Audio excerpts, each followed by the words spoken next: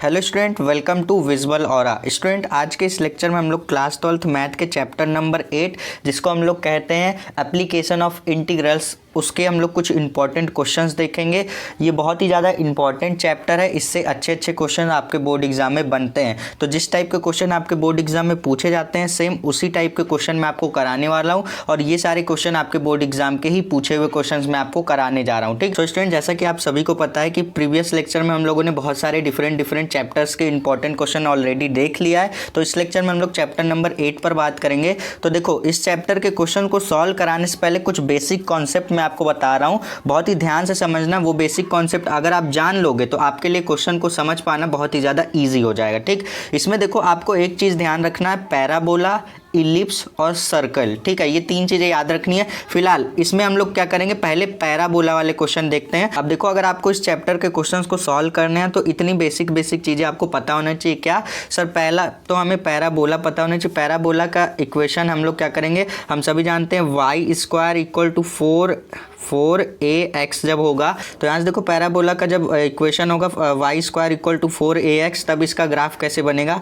कुछ इस तरीके का बनेगा। राइट हैंड साइड में क्या बनेगा, पैराबोला इस तरीके का बनेगा। तो ये इसके लिए हो गया। उसी तरीके से एक हमारे पास और होगा वाई स्क्वायर इक्वल टू, अगर हमारे पास माइनस का 4ax है तब इसका क्या बनेगा, इसका ग्राफ इस तरीके से बनेगा, राइट हैंड साइड में इस तरीके से पैराबोला बनेगा। देखो, बेसिक चीज़ें आप जान लो। उसके बाद देखो, ये तो हो गई पहली बात कि हमारे पास वाई स्क्वायर इक्वल टू, जब हमारे पास 4ax होगा तो राइट हैंड साइड में पैराबोला बनेगा, और यहाँ पर अगर हमारे पास Y square equal to minus का 4ax है तो ये क्या होगा, लेफ्ट हैंड साइड में पैराबोला बनेगा। उसके बाद दूसरा चीज़ ये होता है कि अगर हमारे पास एक्स स्क्वायर की बात हो, एक्स स्क्वायर इक्वल टू हमारे पास 4ay हो, तब क्या बनेगा, x square equal to 4ay होने पर हमारे पास पैराबोला ही बनेगा, लेकिन ये अपवर्ड साइड बनेगा कुछ इस तरीके का। ठीक, ये अपवर्ड साइड पैराबोला बनेगा। उसी तरीके से अगर हमारे पास X square equal to minus का 4ay हो ना, तो पैराबोला बनेगा कहाँ पर, डाउनवर्ड साइड इस तरीके से हमारे पास बनेगा। ये चार चीज़ें आपने पता कर ली। अब आपको क्वेश्चन सॉल्व करने में कोई दिक्कत नहीं आपकी आएगी, आप आराम से कर सकते हो।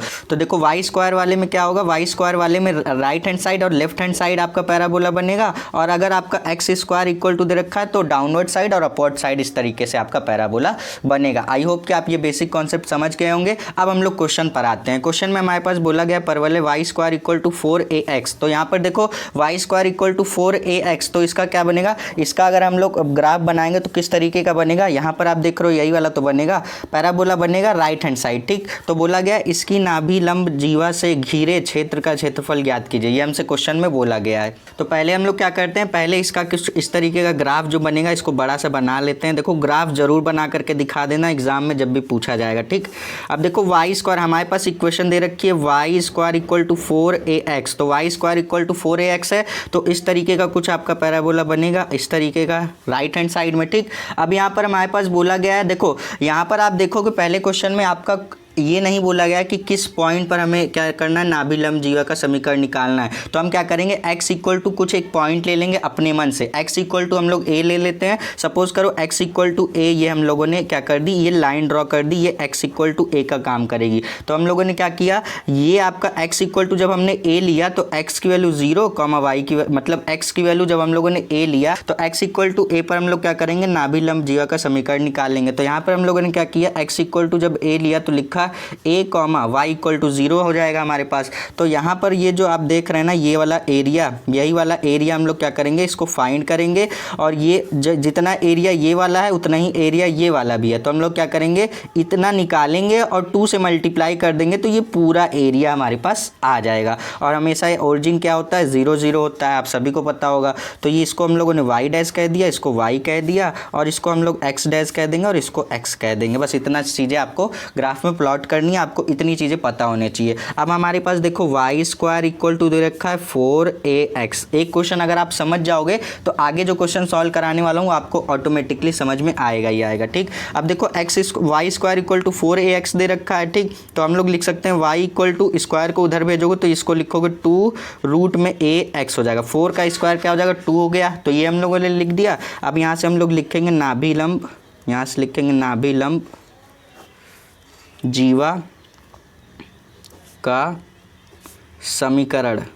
किस पर निकाल रहे हैं, x इक्वल टू कुछ नहीं दे रखा था तो x इक्वल टू ए पर हम लोग क्या करेंगे, अपने मन से x इक्वल टू ए पर, देखो कभी कभी क्वेश्चन में दिया रहेगा कि x इक्वल टू 3 पर निकालो, x इक्वल टू 4 पर निकालो, कुछ पॉइंट दिया रहेगा, लेकिन जब ना दिया रहे तो हमें खुद से एक पॉइंट लेट कर लेना। जैसे x इक्वल टू ए पर हम लोग क्या करेंगे, नाभिलंब जीवा का समीकरण लिखेंगे।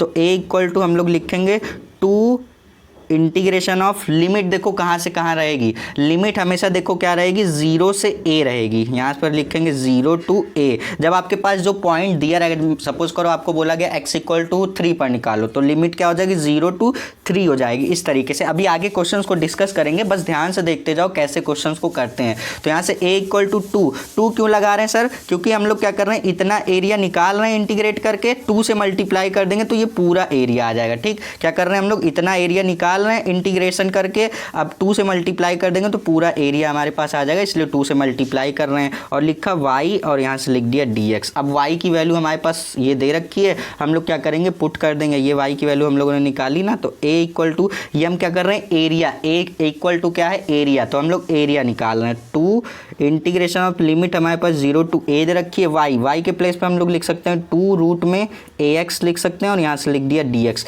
अगर आपने ग्राफ को प्लॉट करते हुए इतनी चीज़ें पकड़ ली कि किस पॉइंट पर निकालना और कैसे फॉर्मूला लगेगा, तो आपका ये क्वेश्चन डेफिनेटली सॉल्व हो जाएगा। अब देखो क्या बचा है, बेसिक कॉन्सेप्ट बचा है क्या, इंटीग्रेशन करने का। इंटीग्रेशन करने तो हर किसी को आता होगा, देखो कैसे करेंगे, यहाँ से देखो 2 क्या है, 2 कांस्टेंट है, इंटीग्रेशन के बाहर आएगा तो 2 2 4 हो जाएगा, लिमिट 0 टू a ही रहेगी और रूट में हमारे पास a है इंटू रूट में x है, रूट में हमारे पास a इंटू एक्स दे रखा था तो इसको अलग अलग रूट लिख दिया और यहाँ से लिख दिया dx। अब एक चीज़ आप और देखोगे कि यहाँ से रूट a क्या है, रूट अंडर रूट में जो a है वो भी तो कांस्टेंट ही है ना, तो इसको भी इंटीग्रेशन के बाहर कर लो। तो a इक्वल टू लिख दिया 4 अंडर रूट में a और यहाँ से लिमिट 0 टू a रूट में x और यहाँ से लिख दिया dx। अब इसका इंटीग्रेशन करने के लिए हम क्या करेंगे, रूट को तोड़ेंगे, तो क्या लिखेंगे, a equal to 4 under root में a इंटीग्रेशन 0 टू a।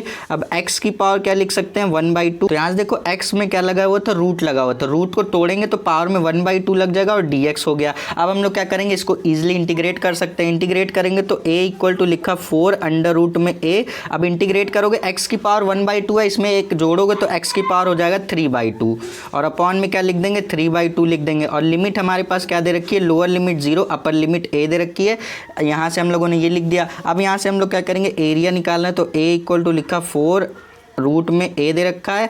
अब हमें क्या करना है, देखो इसको देखो 3/2 दे रखा है ना, जब इसको ऊपर क्या, इधर देखो 3/2 इसके डिवाइड में है, ऊपर लेकर जाओगे मल्टीप्लाई में जब इसके, तो लिखोगे 2/3, क्या हो जाएगा, इसका उल्टा हो जाएगा।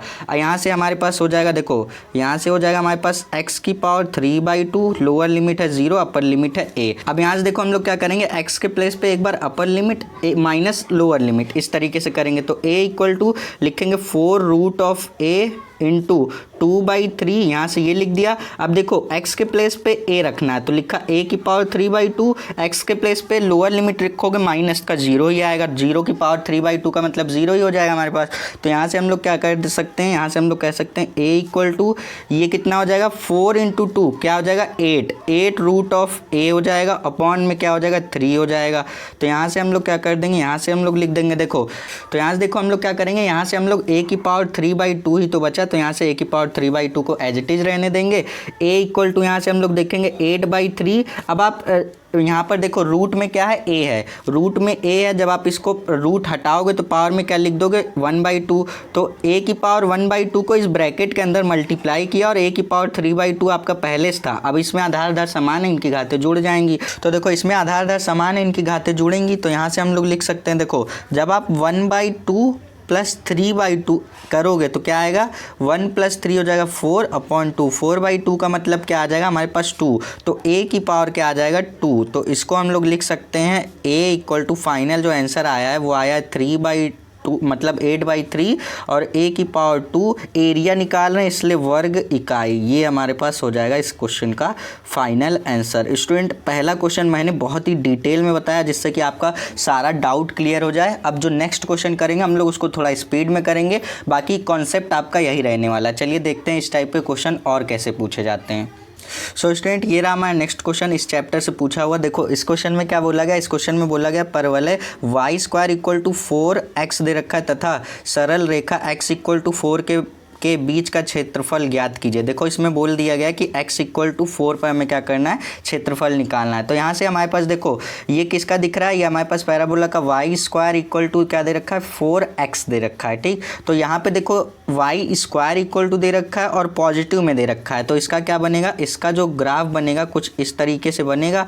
राइट हैंड साइड में आपका इस तरीके से पैराबोला बनेगा और बोला गया x इक्वल टू 4 पर। तो सपोज करते हैं ये जो लाइन है ये x इक्वल टू 4 है, तो x की वैल्यू 4 है तो 4,0 लिख दिया, क्योंकि x की वैल्यू 4 और y की वैल्यू 0 हो गई। ठीक, तो यहाँ पर आप कुछ भी पॉइंट लिख सकते हैं, इसको a लिख दीजिए, इसको b नाम दे दीजिए, इसको ओरिजिन है तो o कह दीजिए। ओरिजिन पर हमेशा 0 0 होता है, x और y 0 0 होता है। और उसी तरीके से इसको y डैश कह दीजिए, इसको y कह दीजिए, इसको x डैश कह दीजिए, इसको x कह दीजिए। और इतना भी नहीं भी करोगे ना, कोई दिक्कत की बात नहीं है। और ये जो डॉटेड लाइन्स में आपको इस तरीके से शैडो करके दिखा रहा हूँ, यही एरिया हमें निकालना है। जब ये एरिया हम देखो इसको बराबर से बनाना, मैंने बराबर बनाया नहीं है, जितना ये एरिया होगा उतना ही ये वाला एरिया भी होगा। तो हम ये वाले एरिया को निकालेंगे, 2 से मल्टीप्लाई कर देंगे तो दोनों का आ जाएगा, यानी कि पूरे आपका इस तरीके से पूरे एरिया का क्षेत्रफल आ जाएगा हमारे पास। ठीक, तो देखो क्या करेंगे, हमारे पास क्या दे रखा है, हमारे पास वाई स्क्वायर इक्वल टू दे रखा है 4x। तो यहाँ से देखो इसका डायग्राम मतलब इसका जो ग्राफ बनेगा इसी तरीके का बनेगा।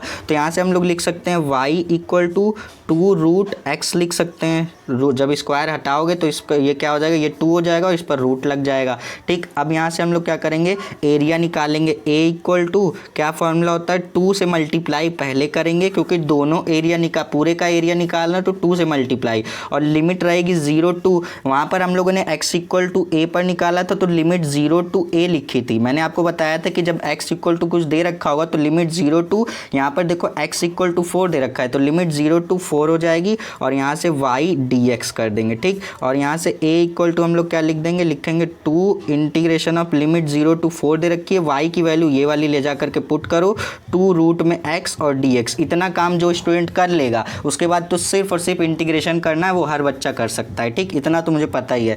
अब यहाँ से लिख देंगे a इक्वल टू 2 को बाहर ले आइए तो 4 हो जाएगा, मल्टीप्लाई होकर के लिमिट 0 to 4 दे रखी है, x की पावर 1/2 करेंगे जब रूट हटेगा तो, और यहाँ से लिख देंगे dx। तो यहाँ से a इक्वल टू जो वैल्यू आएगी 4, अब इसको इंटीग्रेट करेंगे तो लिखेंगे x की पावर 3/2, जब 1/2 में एक ऐड करोगे 3/2 अपॉन में 3/2। अभी पिछले क्वेश्चन में ही हम लोगों ने इसको किया है और लिमिट यहाँ पर 0 to 4 रहेगी। और यहाँ से हम लोग a इक्वल टू, अब हम लोग क्या करेंगे, देखो यहाँ पर 3/2 है, ऊपर लेकर आओगे तो 2/3 आएगा, तो 2/3 आएगा और यहाँ पर 4 मल्टीप्लाई में पहले से है तो 4 का मल्टीप्लाई 2 से होगा तो 8 हो जाएगा और अपॉन में 3 दे रखा है तो अपॉन में 3। और यहाँ से हमारे पास जो x की वैल्यू है वो है x की पावर 3/2, लोअर लिमिट है 0, अपर लिमिट है 4। तो यहाँ से हम लोग a इक्वल टू क्या लिख देंगे, लिखेंगे 8/3।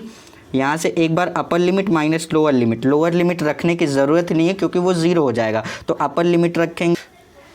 तो ये देखो हम लोगों ने क्या किया, x इक्वल टू एक बार क्या किया, अपर लिमिट रख दिया minus x equal to lower limit रख दिया, ये हम लोगों ने रख दिया। अब a इक्वल टू क्या आएगा 8/3। यहाँ से देखो इसको सॉल्व करने के लिए हम लोग क्या करेंगे, इसको देखो 4 को हम लोग लिख सकते हैं 2 की पावर 2 का स्क्वायर लिख सकते हैं ना, इनटू हमारे पास 4 की पावर 3/2 पहले से दे रखा था तो 4 की पावर 3/2। तो यहाँ से देखो 4 को हम लोग क्या लिख सकते हैं 2 का स्क्वायर, तो 2 का स्क्वायर कर दिया और पावर में 3/2 दे रखा तो 3/2 कर दिया। अब देखोगे आप 2 से 2 ये वाला कैंसिल आउट हो जाएगा। तो यहाँ से हम लोग लिखेंगे a इक्वल टू 8/3 पहले से दे रखा था तो 2 की पावर, देखो 2 से 2 कैंसिल हो गया तो 2 की पावर आएगा 3, 2 की पावर 3 का मतलब 8 ही तो होता है। तो a इक्वल टू क्या आ जाएगा, a इक्वल टू आ जाएगा 8/3 इंटू 8 आ जाएगा। तो यहाँ से ओवरऑल मिला करके 8 मल्टीप्लाई 8 64/3 वर्ग इकाई, ये हमारे पास इस क्वेश्चन का फाइनल आंसर आ जाएगा। स्टूडेंट 5 मार्क्स का पूछा हुआ क्वेश्चन है, देखो कितना छोटा सा क्वेश्चन, अच्छा क्वेश्चन था। आई होप कि आप पकड़ लिए होंगे कि कॉन्सेप्ट की किस तरीके से हम लोग क्वेश्चन को सॉल्व करते हैं। तो ये तो हम लोगों ने लेफ्ट हैंड साइड में जो आपका पैराबोला बनता है, राइट हैंड साइड में बनता है, उसको देख लिया। अब जो down side, upward side, down side जो बनते हैं उसको हम लोग उस टाइप के क्वेश्चन को सॉल्व करते हैं। सो स्टूडेंट ये रहा हमारा नेक्स्ट क्वेश्चन। देखो इस क्वेश्चन में क्या बोला गया, इसमें बोला गया परवलय y equal to X square.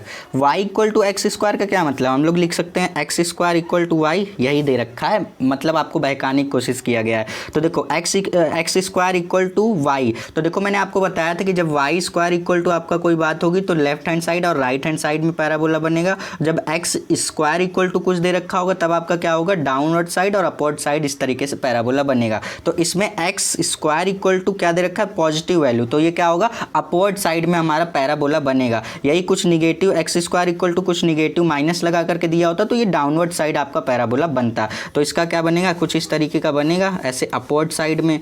ठीक, तो हम लोग क्या करेंगे, अब बोला गया x इक्वल टू मतलब y इक्वल टू 4 से घिरे क्षेत्र का क्षेत्रफल ज्ञात कीजिए, हमसे बोला गया। तो y इक्वल टू 4 हम लोग को क्या करेंगे, हर बार क्या बोलता था, x इक्वल टू बोलता था, तो हम लोग इस तरीके से प्लॉट करते थे। अब y एक्सिस पे बोला गया y इक्वल टू 4 से घिरे क्षेत्र का क्षेत्रफल हमें निकालना है। तो y इक्वल टू हम लोगों ने 4 ये लाइन ड्रॉ कर दी, तो ये हो गया 0, x की वैल्यू हो गई 0 और y की वैल्यू कर देंगे 4, ये हम लोगों ने कर दिया। अब एक एरिया निकाल लीजिए, 2 से मल्टीप्लाई कर दीजिए तो दोनों का एरिया आ जाएगा। ठीक, तो यहाँ से हमारे पास X square equal to Y दे रखा है, तो एक्स इक्वल टू हम लोग निकालना चाहेंगे तो रूट में वाई कर देंगे। ठीक, एरिया निकालने के लिए लिखेंगे ए इक्वल टू 2 से मल्टीप्लाई, हर में करें मतलब हर क्वेश्चन में करेंगे 2 से मल्टीप्लाई। क्यों, क्योंकि हम लोग एक एरिया निकालते हैं, अगर हमें पूरा एरिया निकालना होता है तो इसलिए हम लोग 2 से मल्टीप्लाई कर देते हैं। और लिमिट 0 टू, यहाँ पर बोला गया वाई इक्वल टू 4 पर, तो यहाँ पर लिमिट 0 टू 4 हो जाएगी और यहाँ से लिखेंगे x dx। क्यों सर, क्योंकि हमारे पास एक्स स्क्वायर इक्वल टू दे रखा है ना।